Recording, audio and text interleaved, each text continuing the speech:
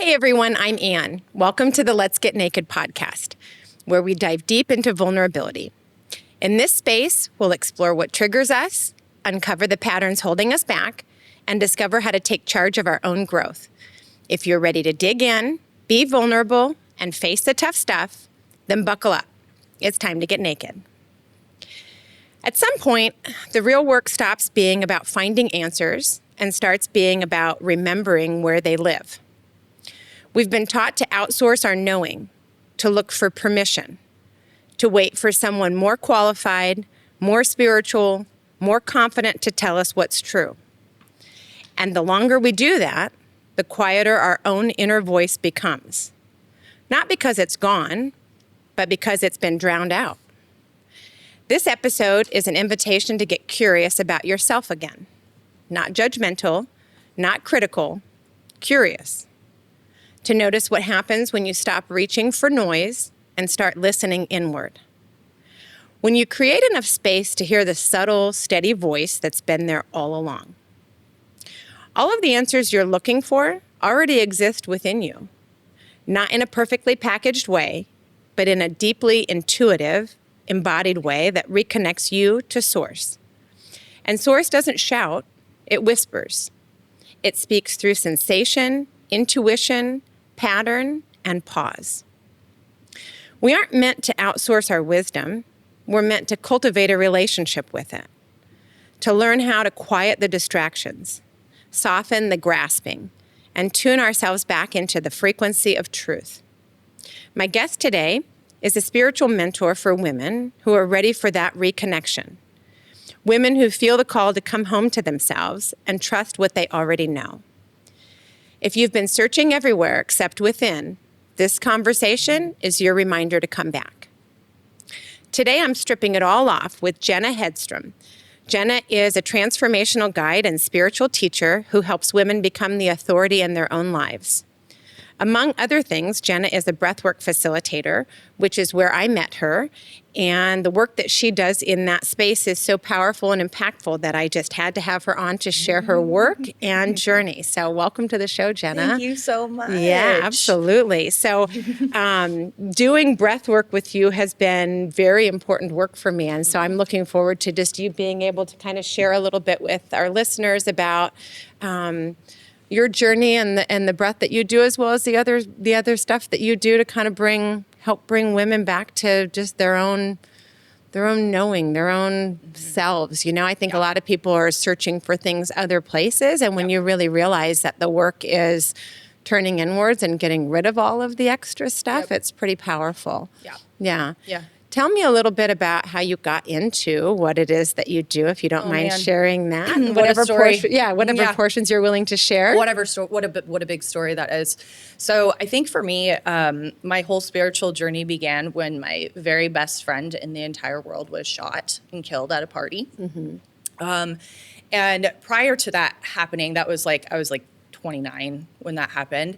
I lived like a very, American life, like be a good girl in school, get the good grades, work really hard, be super involved, go to college, get the career, right? Yes. And so I did all of that simply because I didn't know anything else, right? Like I was not exposed to anything other than that. Like that was my upbringing. That was what I saw. That was everything that existed. And I went through a pretty intense time in my 20s with lots of it's easier for me to tell you what drugs I haven't done versus what drugs I have done. Right. You enjoyed your 20s. I, had a lot of fun. I definitely wouldn't take any parts of it back, but it did, there were periods of time where it turned into really intense addiction, super horrifically abusive relationships. My parents got divorced after being married for a very, very long time when I was 25. So like that whole period of my life was very tumultuous. And I was just doing the best that I could to survive. Put one foot in front of the other. One foot in front of the other, totally. So when my friend died, and he was like my BFF, like if we were not physically together, we were texting, like always together. So when that happened, it just completely absolutely shattered my world, right?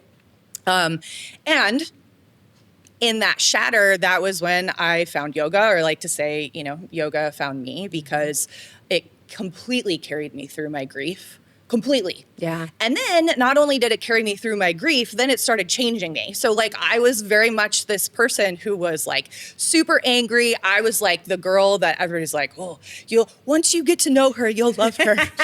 Kind of thing. You just got to get through that shell. Once you get to know her heart, you'll really love her. And I mean, I was a fiery, feisty girl, which I understand now looking back why that happened. But so I got into yoga. Yoga started changing me. I started turning into this like positive person. I was feeling less stressed. I was feeling all these things. And I was like, how the fuck is this happening? What is going on? Like, what is going on, right?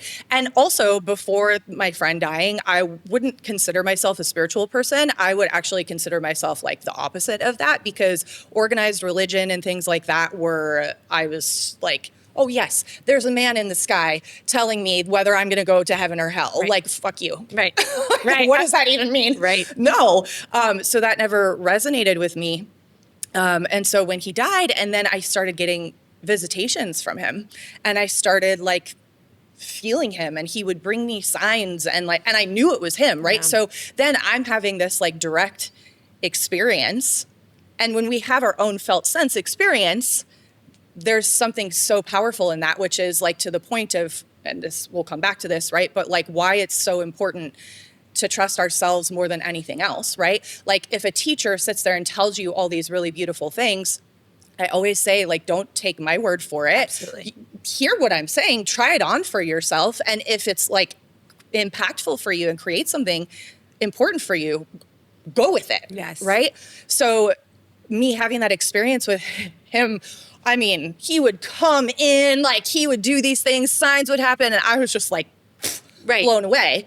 But it was so valuable and important for me. So that's kind of how it all started. And then, from discovering yoga, one of my other really good friends, my best girlfriend, was very close with this guy, with Jeff as well. And so her and I got into yoga together, and she was like, I'm going to go do this yoga teacher training. I was like, wait, there's yoga teacher training? What do you mean? And she's like, yeah, it's like this whole program. And so she went and did that. And I was like, seed was planted, right? From there, I found the Sedona Yoga Festival, which I don't know if you've ever I'm not familiar. gone. Oh my God. So Sedona Yoga Festival, this was my first time. Like I had no idea that there were festivals full of yoga and breath work and, all kinds of spirituality and sound healing and like all this stuff that I didn't know it existed. Yeah. Right. So I find this yoga festival. It was around my birthday. My best friend Binks, I was like, I don't really feel like partying this year. Like I want to do something different. Could we go to this? And so we went to that yoga festival. That was where I had my first breathwork session. That completely changed my life. Yes. And I will never forget it. Like if maybe you have experienced this, or like any of the listeners, losing someone, we have a lot of questions that are unanswered. Like, where do they go when they die?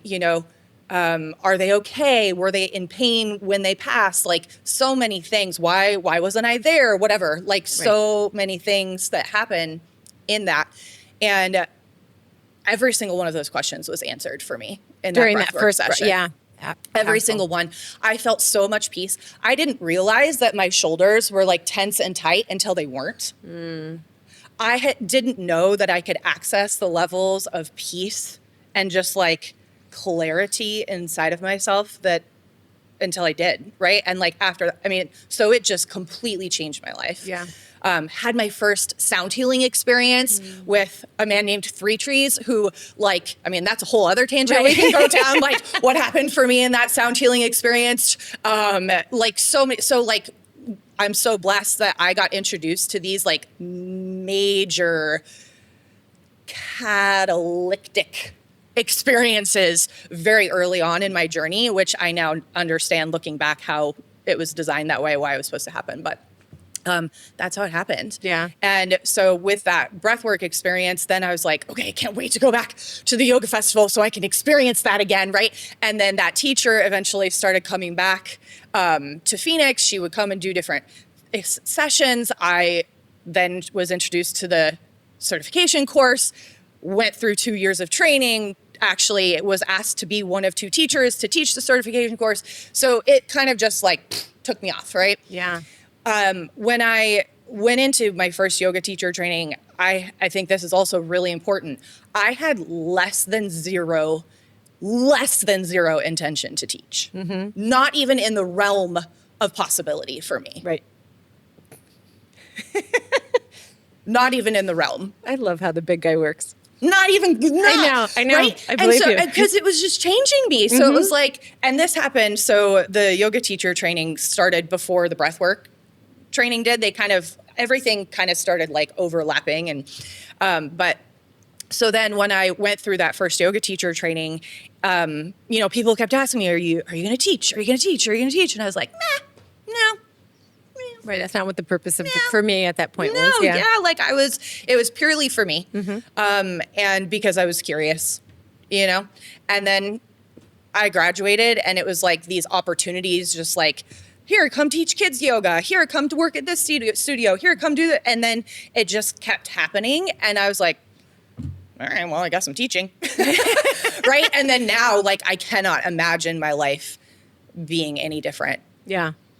Well, you have such a energy about you that is so powerful. And the first time that I came to your class, and you're very passionate, and I'm very passionate, and I love people that are driven by whatever their passion is. It doesn't matter to me. There's something about people being so compelled that it doesn't really matter what that looks like. You're going to make that happen, right? Because so many people think this doesn't make money, this doesn't do whatever. And it's like, when you have your purpose, when you have your, it doesn't matter. The rest of it, you'll figure it out, And when you say, like, I guess I'm doing that now, I find myself in very similar situations in the last couple of years where when you really just kind of surrender to things, it's like, okay, I guess I'm doing this now, because it literally feeds my soul, whatever it is, and I can tell that what you're doing feeds your soul. You're not going and doing that because because that's what puts food on the table. It literally is your passion, and you can feel that, and it comes through. I had a very similar experience in that the first breathwork session that I did was just like blew my doors off. When I got sober 9 years ago, it was at the rehab facility, and I could not believe how powerful the breathwork session was. And it took me a couple of years to kind of get back to that, because I was just then, when I came home, just trying to put my life back together, and kind of even forgot about that.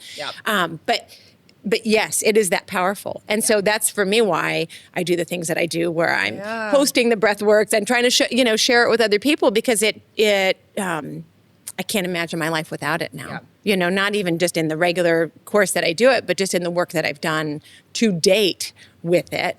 And I think that the stuff that you do is so powerful, where you really explain to people, not in just the sense of the breath work, but just how does that tie into your life, And so you do such a beautiful opening in your classes about, like, just explaining to people what the goal of that is, because I think so many people are a lot of the spiritual community is people wanting to be the guru, and it's like, no, none of us are meant to be that. And I know it probably gives you the hairs on the back of your neck probably stand up, because you and I both know that no one is meant to be that, right? Our gurus live inside of each one of us, and we're never supposed to put someone else on a pedestal. So if you feel like you're doing that, check yourself, because everyone is just meant to be a guide, I believe, and we're all just rungs on the ladder, where it's like, I can help someone else can help me, right? We're all in different positions, but no one is better than in a level like that. And I think a lot of people get in their own egos when they're doing that, of helping people, and then that feeds their ego instead of their soul, and then it just turns into a whole thing where I don't love that either, but also, where's the line, Well, I think it's also important, because as teachers, we have, I feel, a tremendous responsibility. And I think that in this culture that we're in, and like how things are really starting to go towards like become a breathwork facilitator in one weekend, right? Like, let me give you this 5-step process, and now you're going to be a billionaire, or let me give you this whatever, right? To like do things so quickly. And I am seeing that in the personal development world, in the spiritual world, in the yoga teaching world, sound healing world, like all of these worlds, that is becoming like almost like a a flavor, right? Like a current that's there. And people are forgetting that it is a tremendous responsibility to be in a position where you have the opportunity to impact and influence people's lives. And I think that also is tied back to we as humans don't realize how powerful we are. We just don't get it, right? And so to me, that's where it's like two points. Integrity, fucking be in it, right? And what makes us integrous, as myself, right? Like as a teacher, it's so important for me to do my own work. Yes. And I talk about my shit. Yes. You know what I mean? I do. I talk about it because why? Like I've had experience with this in my own journey with teachers who don't. Right. And it creates this like weird dynamic of like, okay, now what can I do? Like, that's where I think people start striving and looking outside of themselves, because it creates this energetic dynamic of like, oh, she has it all figured out and she's going to give me all, or he's going to give me all the answers or whatever. Right. And then it creates this like striving outwards, which is what gets us into trouble and is where that's no longer working as a collective consciousness anymore. The direction that we're going with that doesn't work. That's why all these things are being exposed. That's why we're all being drawn more towards, healing ourselves on a deeper level. That's why more people now more than ever are being drawn to breath work and sound healing and, going and seeing a therapist and like doing all these things. Right. But I feel like if any person can make getting to know themselves like your passion. Yes. Like above all else, right? Getting to know who you are on the deepest, most fundamental level, getting to know your triggers, getting to know the things that light you up, getting to know what kind of relationship feels good to you, what doesn't feel good to you, getting to find, how to utilize your intuition, how to utilize, like all these things, right? Like there's so many incredible skills that teach us how to connect back to ourselves. And if we can like start there, like, okay, I'm doing this in order to like be the best version of myself, not because I'm not good enough already, but because there's so much untapped potential inside of me. Like, what can I create in this life? Yes. Right? Yes. So for everyone listening, like let that always be your passion. If we can always turn that in, then you'll go nowhere wrong. Right. I couldn't agree with you more. And literally like your passion as you're talking about this, because you and I agree wholeheartedly on figuring yourself out and going all in on you. Because when you do that, when I did that, I look at how different my life is before that and how different my life is after really doing that, right? I call it like a scavenger hunt for me, right? Going on a scavenger hunt for me, because you're just following the little crumbs, because it's like the right podcast hits me exactly when it needs to, the right facilitator, the right guide, the right book. These things are literally just, in my path. I feel like it's a setup in the best possible way. My best friend and I always say that, because when we get to a certain place, we're like, it was a setup, like in the best possible way. Like how you got to where you're doing yoga and breath work and all of the things. It was a complete setup. It was like, you can look back and go, yes, it just literally led you to that. But you're in your purpose of what you're meant to be doing, because the work that you do with people, I hope that you get feedback regularly about this, but it's so powerful, right? So I can't imagine you not being there to do that, because maybe everyone isn't willing to share in that moment, but God, I get so much out of it. I know Justine does. I know other people that have come to your classes. It's just like, whoa, and we haven't worked together one-on-one yet, but I really would love to, because I feel like you are such a beautiful guide and just kind of helping people really come back to themselves, because it isn't about anything other than that. You have everything in your four walls that you need. But we just have so much like distraction and bullshit that happens in the everyday that you don't even understand that. So for getting all of that, like I call it slime, that just life happens, right? I go back to, okay, what's my 8-year-old girl? For me, that's the loss of the innocence of a child. Go back to whatever that point is, and take the rest of the slime off, because I was also have the same same viewpoint that you do about organized religion. I was raised in a very organized religious house. It felt like, to me, at a molecular level, everything that was not me, like, get this shit the fuck off of me. This does not feel right for 100. You know, I'm like, same. I'm like, oh, you think there's some guy up there that's like flipping a toggle switch on whether whether you get to go in or not, and why is my fucking uncle that touched me up there in heaven? Right. Like, how did he get in? Yeah. That kind of shit, right? It's like, no, I don't think it's supposed to be like that, you know? But when that was what was forced on me, kind of as a child, that just didn't feel right. Yeah. So I went the absolute opposite way of there is nothing, you know, for a long time. I spent a lot of years of like, because I didn't believe the organized religion way. And so I thought, well, that's the only other way. Yep. But obviously that's not true. And being able to really figure out, come back to myself and say, the answers live inside of me. I don't have to go anywhere else for them.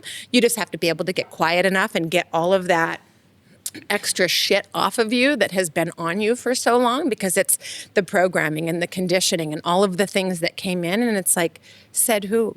Yep. Who said we have to live this way where we believe the things? And, you know, it's like, no, take all of that off and just get very comfortable with yourself. Yep.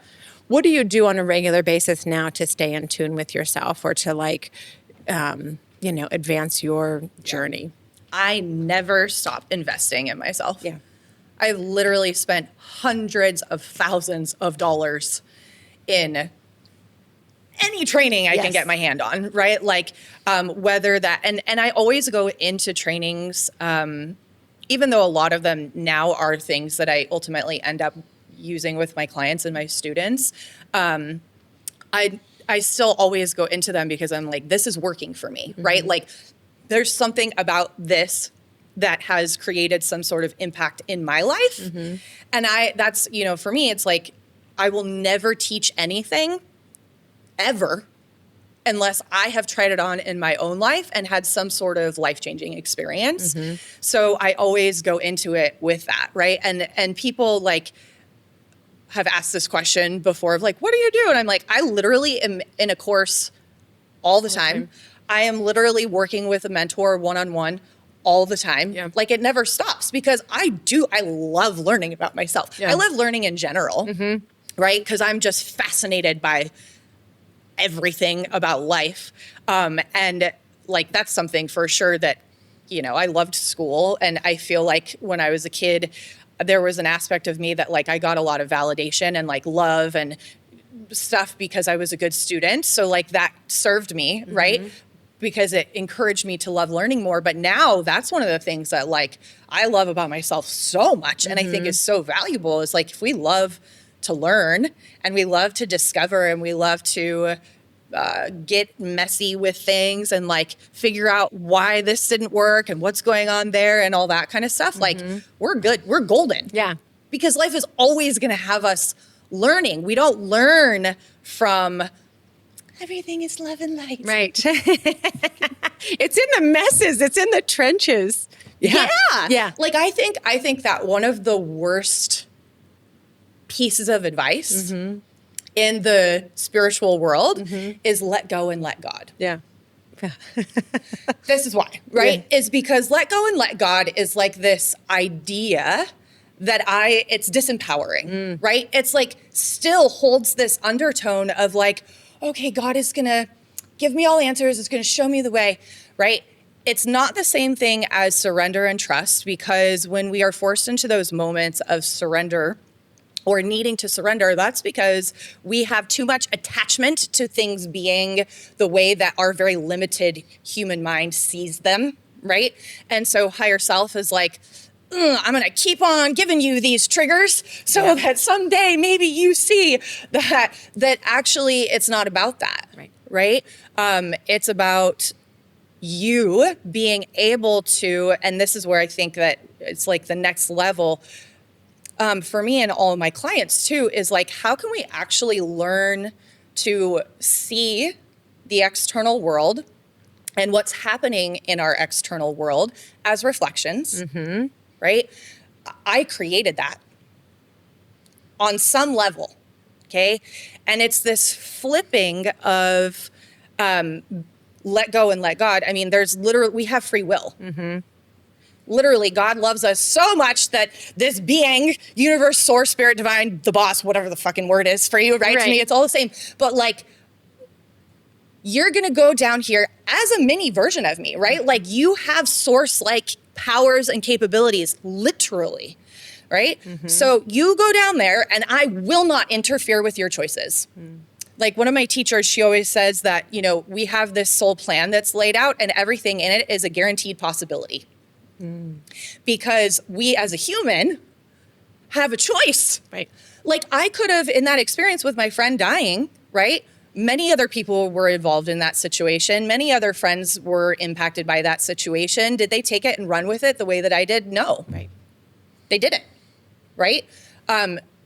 Two people can be in the exact same situation. One person says it's the most fucked up traumatic experience of their life. The other person was like, yes, this was like the best thing ever. Yeah. Right? Same situation. Yeah. So like we have our own perceptions and we have our own circumstances inside of us that is creating what's happening externally for us. And so for me now it's about, okay, how can I start to learn how to see whatever it is that's happening out here that's really grinding my gears as a gift for me, that's in service to my highest evolution, right? Like I have been getting lots of reflections lately that have been I've been so mad. Yeah. Like so annoyed and so fucking mad. and it's like, okay, all right, Jenna, how can I dial this back a little bit? And okay, so we'll use the annoying example. Where am I actually annoying myself in a different area of life that I'm not paying attention to? Yeah. Like where am I, there's something happening somewhere where I'm treating myself that way. That's what I think where we need to be going, right? Is like this next level of, wow, I'm that powerful that I'm creating. If I have shitstorm happening out here, how is that the greatest possible thing that could be happening to you? Right. And how could that actually be in service of you? Because it is. Right, 100%. And then how can we actually learn to use those things to bring us back into more love and alignment with ourselves and what we're here to do? Yeah. Being able to teach people that and show people that is what fuels me. Like, I want to scream at the top of my voice. Like, it's a mirror, you guys. Yeah. You're screaming at a mirror. Yeah. Those triggers, honey, that's your work. Yeah. You know, that's like a neon light that says like, hey, fix me here. And when you do that, you level up. Yeah. You know, I watch it. I treat it like a game because that's just fun to me. Yeah. It's best to do that because it's not like, oh, I have to do the work. It's like I get to do the work. I also come from this place of pure gratitude. When something triggers me, I'm like, ooh, let me figure out what's in there. Weird ones. Right, exactly. Yeah, but also I will maintain that I fucking live my best life every day, right? So when people are like trudging through their lives and like, you know, whatever, I'm like, you're going about it all wrong, boss. Yeah. Turn it into a scavenger hunt, figuring yourself out. Because when you do that, it's like, I'm never bored. It's better than anything that they fucking put on TV. I guarantee you, right? 1,000%. Yeah. I come from this place also where I'm like, okay, what is that meant to teach me? And normally the big guy, the boss, whatever you call him, has to hit me twice, usually with two big things to drop me to my knees. He understands how I operate, which is fine. Like I like that. Yeah.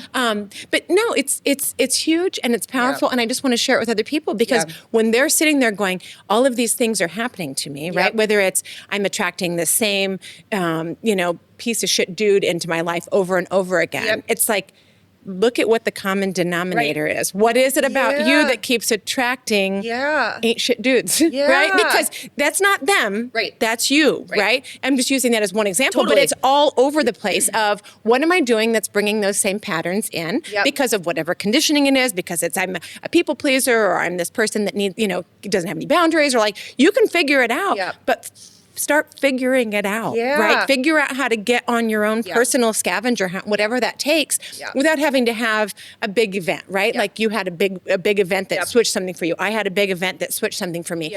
I don't think you have to do that. I think you can also open your eyes and say, those folks that are working on themselves look pretty fucking happy. What do they have that, you can use as an example? And then finding people in your life, when you're talking about you working with a mentor. I don't trust anyone that isn't working with their own mentor. If you're not working with someone else, I'm not interested, right? Because we all have shit that just keeps happening and keeps coming. Always. And no one is better than anybody else. And when you're talking about willing to do your work, willing to share your work, that's what this podcast is. I make mistakes all the time. I'm not sitting here because I'm trying to tell people what to do. I've been in the fucking trenches. I continue to do the work. I continue to lead by example, because I'm not going to tell people, oh, do your work. And then when something comes up to me and it's hard, I'm like, I don't want to do that. Right. No, I fucking understand the example that I'm leading with. Yes. I do my own work. I take my own advice. Yeah. I get in when it's messy, when the big guy puts stuff in front of me and says, here's something that triggered you. I'm like, sweet. Let's dive into that with eyes wide open and 10 toes down. That's important stuff to do. It's super important. Yeah. It's super important because it's like, they always say like forgiveness is not for the other person, right? Like if we're holding resentment or anger or, shame or whatever around a circumstance or situation or person specifically, like that's eating self alive, right? And why are we doing that to ourselves? Yeah.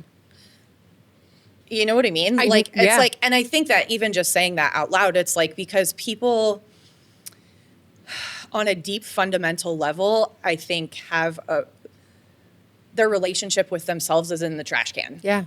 Right? Like we feel unworthy. We don't feel good enough. We feel like nothing we ever do is enough. And so on this deep level, people are always looking for like the external world to give them validation. Or, once I make the money, now that means I'm successful. Or once I have the perfect relationship, now I get to feel loved. Or once I have the job that lights me up, now I have purpose, right? And like totally human nature, like that's how we were conditioned. That's the world that we've grown up in. And also that world, if you haven't noticed, is kind of crumbling. So stop plugging into that. It doesn't work anymore. Right. It doesn't work anymore. It used to, right? That used to be the way, but we are in a very fast time of evolution, consciousness and otherwise. I mean, if we just look at technology, right? Like technology is going so fast. We are not separate from that. We are the creators of technology, by the way. And so if we're creating this and we are seeing this technological situation advance like wildfire, right? Our consciousness is doing the same thing. Right? Our consciousness is doing the exact same thing. And so if we are clinging into these old ways of doing things, which is seeking external validation, which is needing, the thing outside of us to mean something about us, whether that's a person or a belonging or whatever, that's not going to work anymore because we are evolving into this place of I am source, right? Like I have source like capabilities. It is within me. I am cut from the exact same cloth. Yeah. Right? Yes. And so now it's about how can I start to create the feeling before I have the thing. Yeah. Right? Create the feeling before I have the thing.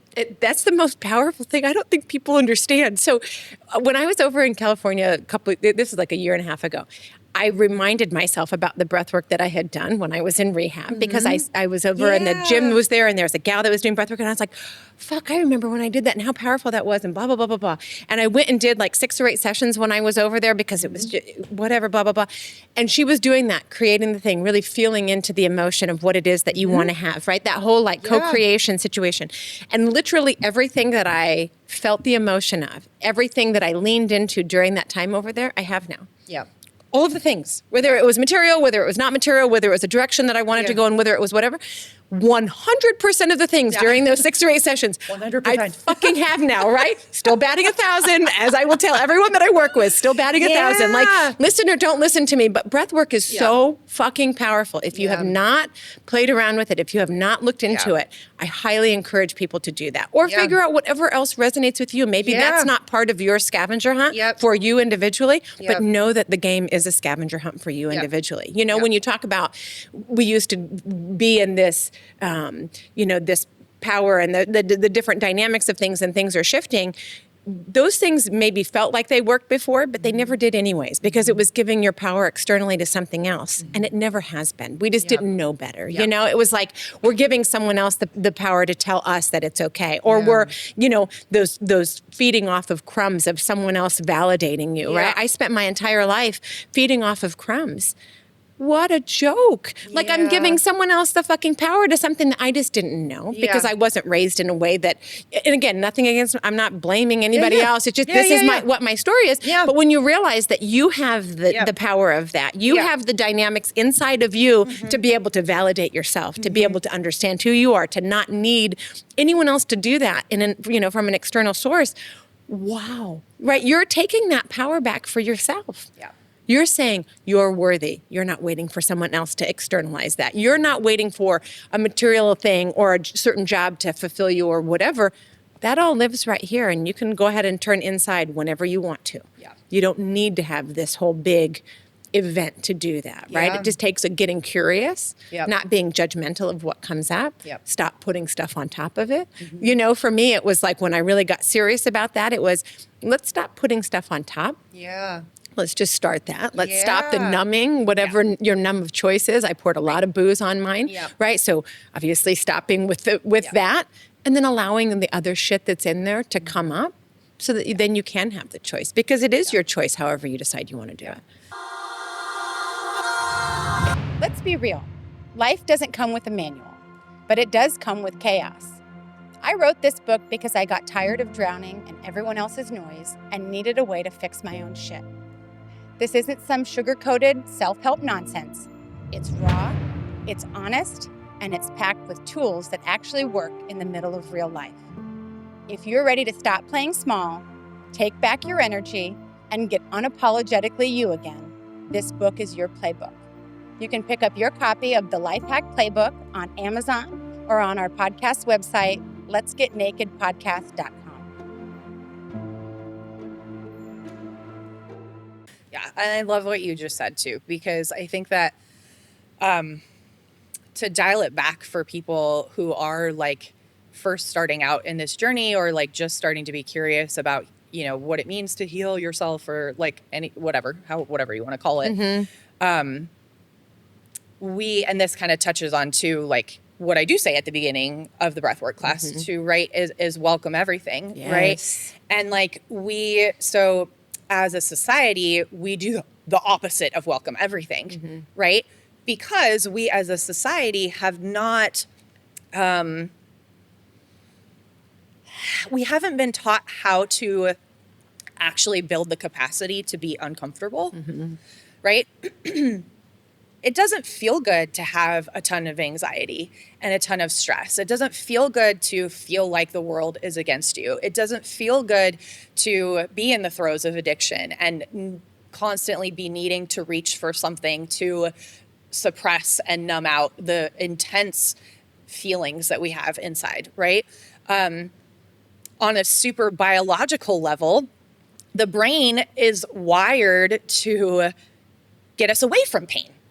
Right?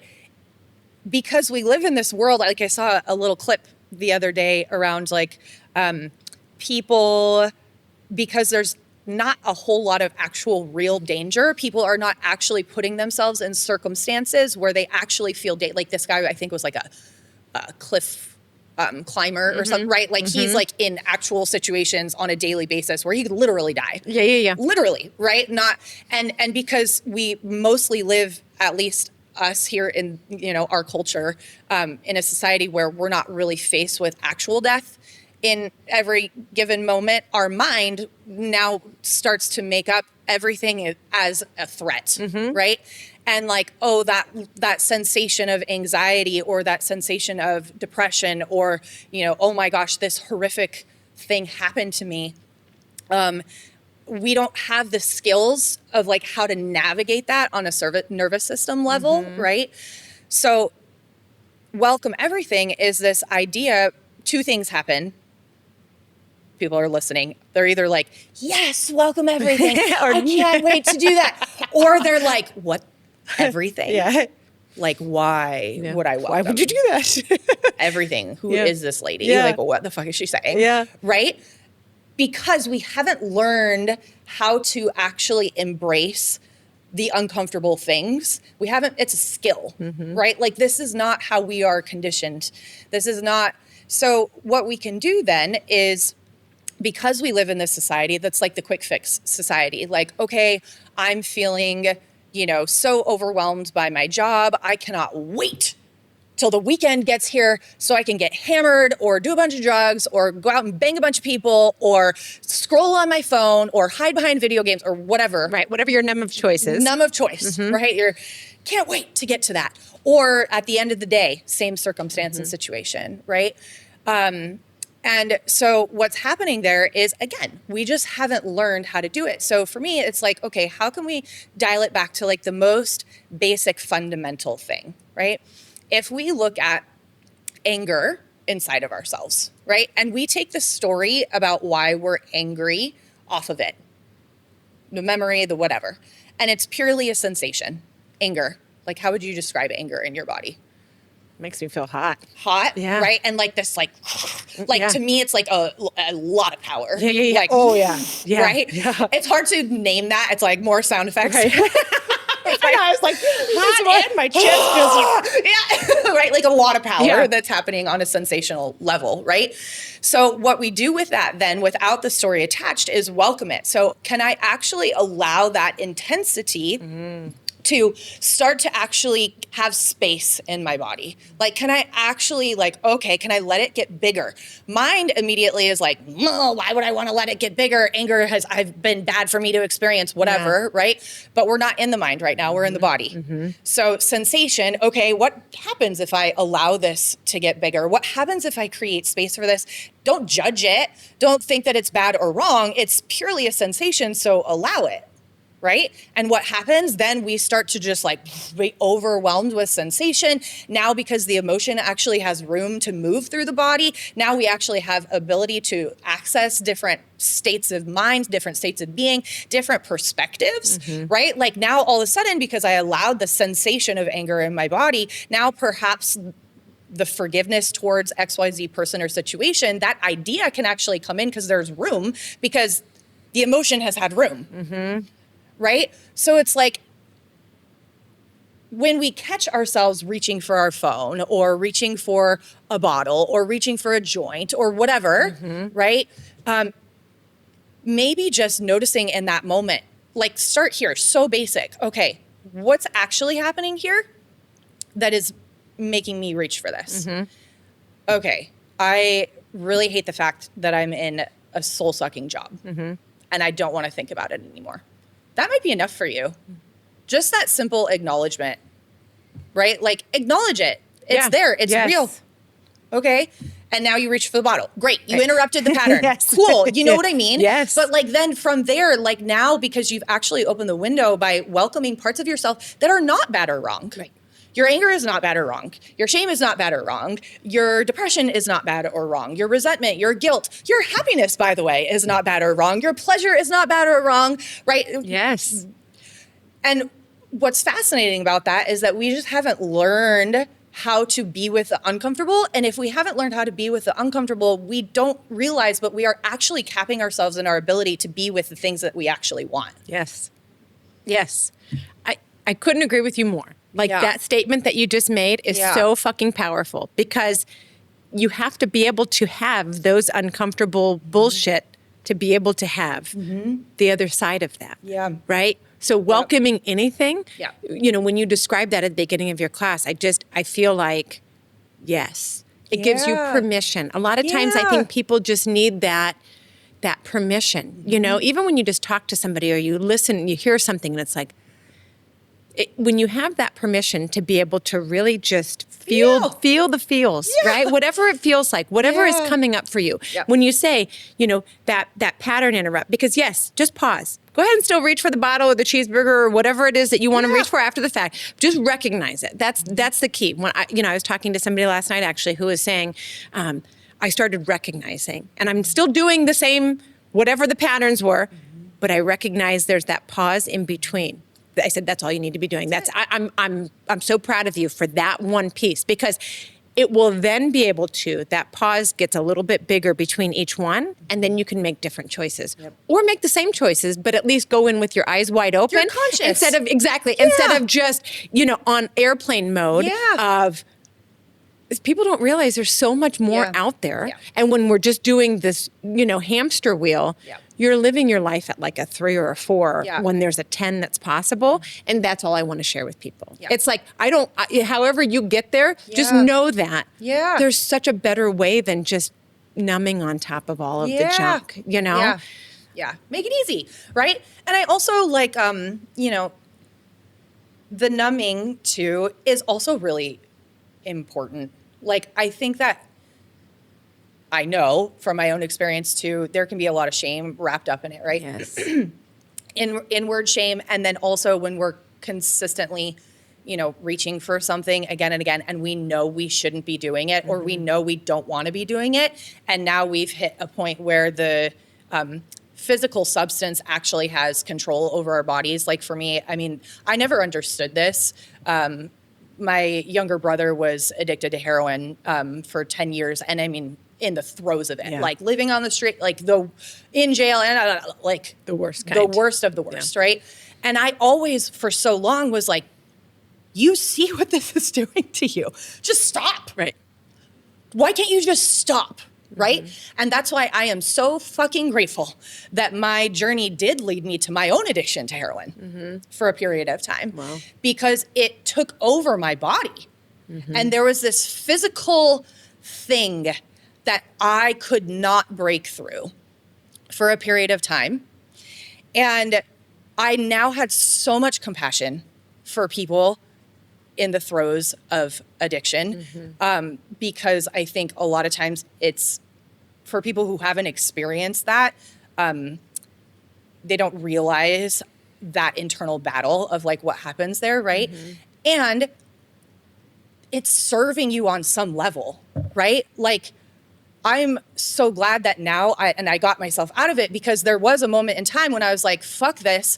I am stronger than this fucking thing. I got out of the relationship that I was in, and I started actually taking action and making changes, right? There was this internal shift that had to come from me, right? Right.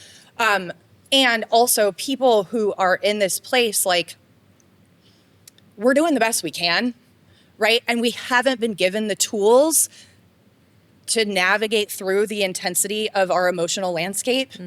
And so when I reached for substances, when people that were so close to me did, I think for me in my own journey of sobriety, which is, I just celebrated 4 years of complete sobriety. Nice. Not just, like, not California sober, not like I do plant medicine and I'm also sober, like fucking sober. Yeah. So like raw dogging like it. I'm raw dogging life. Like I am fully fucking sober. Okay. So like, when we do that, we're doing the best that we can, because it is so intense inside. Those emotions are so intense. So that's why I love going back to breath work, going back to these experiences. Find teachers who can help you learn how to actually be with your emotions, let them move through your body, like feel them, right? Because a lot of times we suppress them because we were told they were bad or wrong. Yes. Right? Like we were with someone, whether it was within our upbringing or whatever, that didn't see, hey, guess what? Anger is basically the same thing as passion. Right. Hey, guess what? Anxiety is basically the same thing as excitement. Yeah. Right? Take the story out of it, feel the sensation in the body. They're the same fucking thing. Well, and it's wild that we're trying, like I look around and we're a society of numbers that are numbing out the emotions. And it's like, no, that's your superpower. It's your superpower. And I was raised where I didn't plug into any of my emotions for the first 40 years. Same. Terrible. I mean, I look back at it now and I'm like, how did I navigate life with no emotions at all? But it just was we just so far down there. Push it on down and down. fucking numb on top of it. Push it on down and numb on top of it. Yeah. It will start coming out sideways, as it did for me, which just about destroyed my entire life because I didn't know what to do with it. Same thing when you have something that happened. I had something that happened, and the amount of grief that was on my front doorstep, I didn't know what to fucking do. And it just turned my life into a complete self-destruction that Yeah. was a tornado that got everybody else around me as well, Yeah. right? Because we don't just take ourselves down, Right. we take Who's coming exactly. with me? It's like my friend group always jokes around about being really excellent swimmers because I'm like, I'm in the deep end, and if you're not an excellent swimmer, you could go down at any moment. Like, it's, which happens on the daily. But figuring out that our emotions are a superpower, right? Yeah. Like my vulnerability. Superpower. I used to think that was the biggest weakness is showing vulnerability. And now I'm like, no, I lead with it every fucking day because I understand that people need that so desperately, that I needed that so desperately. So when you talk and you share openly about, here are the things that I've been dealing with, or here's what I'm going through, to me, it makes me want to have you as a mentor even more because it's not, look at how amazing and peaceful my life is. It's like, no, my life is a tornado. And thank God I figured out how to navigate that, and be at peace in the middle of all of it anyways. Yes. As much as I possibly can. And then there's also the times where I'm like, the fuck am I doing? Right. I mean, all of that still happens. Still happens. Yeah. And I will till the day I die. 100%. So there's no I am done now. Like No. that doesn't happen. It just happens to be that I've gotten through bigger chunks than, through. Exactly. I don't know. And can I take the time of trigger, can I make it smaller? So something that may have set me off and triggered the F out of me for 6 months, maybe something that I carried around for 6 months when I first, okay, let's be real. Like when I very first started, a couple of years, right? Like eating away at my soul. Now might last me 5 minutes. Yep. So let's talk about that for a second, because that's actually really powerful. I was talking with my husband this past weekend about that because there was something that happened and it took me about 3 hours and it was a big something, something that a couple of years ago would have taken a couple of years. But it took me about 3 hours to identify that it was bothering me, go down, figure out where the root of it was, reconcile it for myself, tie it in a fucking bow and send it on its way. That was powerful shit. Yeah. So maybe just talking about, your experience with that time, condensing basically from the time that you're able to do that. Because at the beginning it's hard where it's like, okay, all you're doing at the beginning if you're just starting is recognizing the pattern and interrupting it, right? As you go, you'll learn more things. And then like what you said is it can happen a lot quicker. Yep, 100%. So it's like at the beginning, interrupt the pattern, awareness. It's like, to me, I always say awareness is the greatest currency you could ever have. Yes. Really, just awareness of self, awareness of situation, awareness of the possibility for different perspectives, right? Just awareness. And then also willingness to feel, right? Willingness to actually feel, get in the body, right? The stories are where we get into trouble. The stories are important. However, step 2, get out of the stories and into the body, just feel the sensation, right? And so for me, it's all about, this is why I love getting to know myself so much, because then it's like, oh, okay, I see this thing happening out here. Maybe it's a circumstance in, a relationship or finances or whatever, right? Like it's all the same. See that situation, see that thing, and then I can immediately tie it back to, here's like a golden nugget for people. Where you're seeing the reflection or the trigger is not the area of life where the root cause is, okay? So if we are seeing something happening in our family, the root cause of that trigger is not actually in the family. It's somewhere else. Okay. And higher self knows she's paying a lot of attention to family right now. This is where a lot of his attention is in life. So when I drop this here, she's going to then see, oh, hey, I'm feeling like shit about, so I'm trying to think of a good example. So like something happens in your family to where you now feel like they are saying, you really suck at this, okay? Family member says, you really suck at this. And we get really charged, right? Okay, might look at family member, take it deeper, okay? What area of life are you telling yourself that you suck at it? Ask yourself, is it in your social area of life? Is it in your vocation, soul pull, career area of life? Is it physically? Is it Financially. Oh, just the other day, I told myself I really suck at making money. Ding, ding, ding, ding. So now what's happening there within your family is actually pointing you to this limiting belief or aspect of you that's happening in your finances. What am I really working on right now? Creating more money. Oh, wow. Actually, that trigger just happened to help me make more money. Right? So look outside of where the trigger is happening, go deeper. And then now, okay, so cool, I have a belief that I'm not good enough at making money. Okay, so maybe I actually have a belief that, I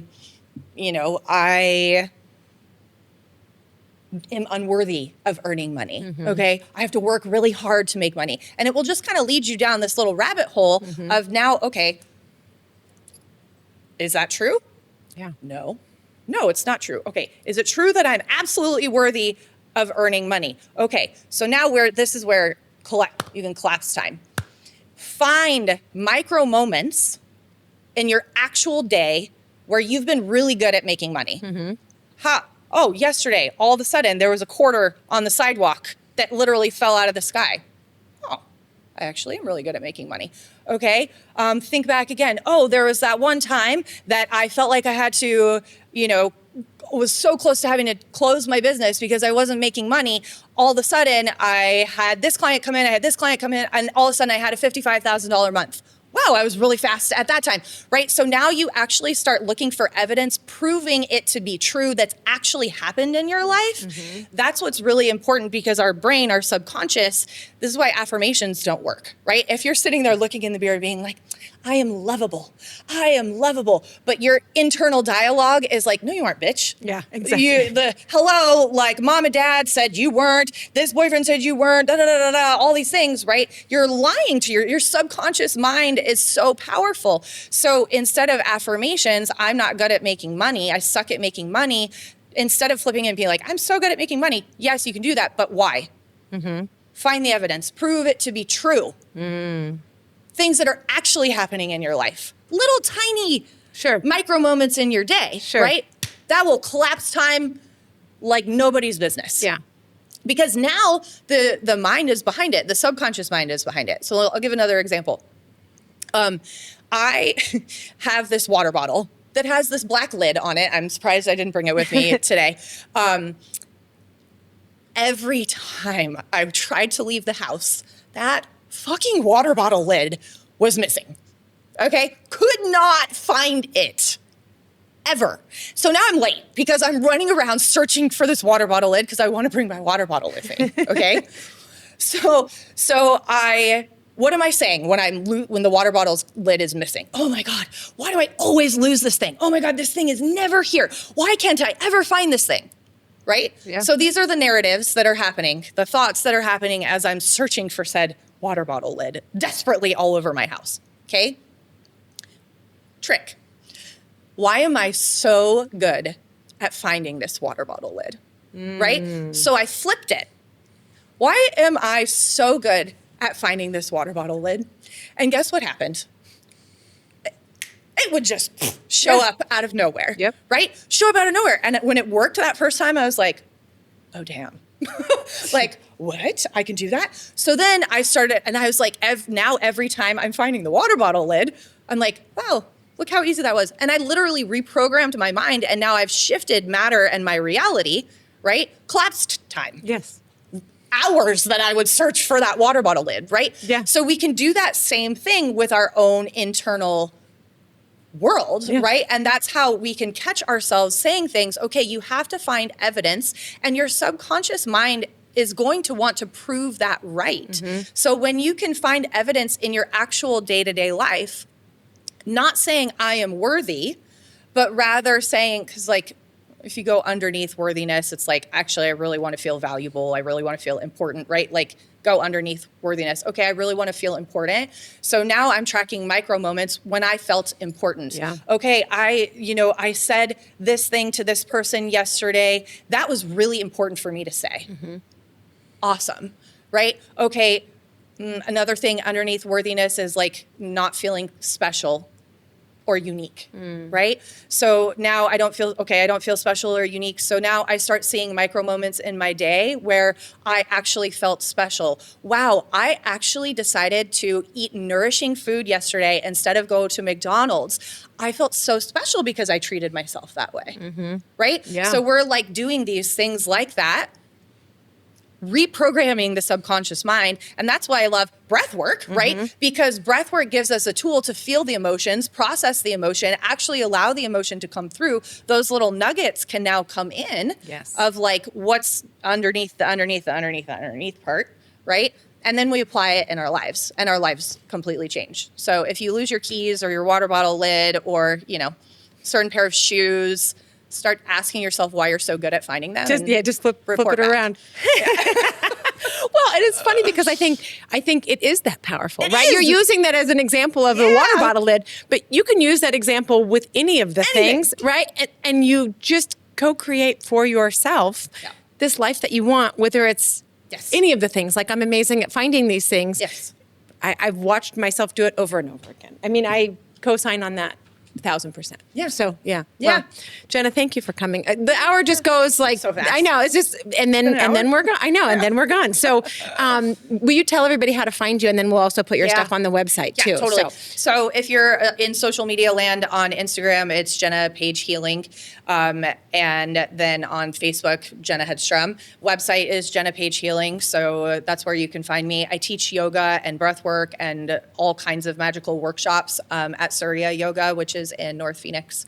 And do a lot of stuff online. So if you get to my website, hop on my email list, share all kinds of things, and we can stay connected that way. And reach out and just have a conversation too, because I just love connecting with people. And Jen is amazing, you guys. We'll put her up on our website as well, so you can find her there. So thank you for coming and spending time too. Yeah, absolutely. So that's our time for today. If you have questions, suggestions, or think you have a story to add and want to be on the podcast, either DM us or send us an email. Our email address is ladies@letsgetnakedpodcast.com, and then do all the things to support the pod. Follow, share, rate, and review. We will catch you next time. That's a wrap.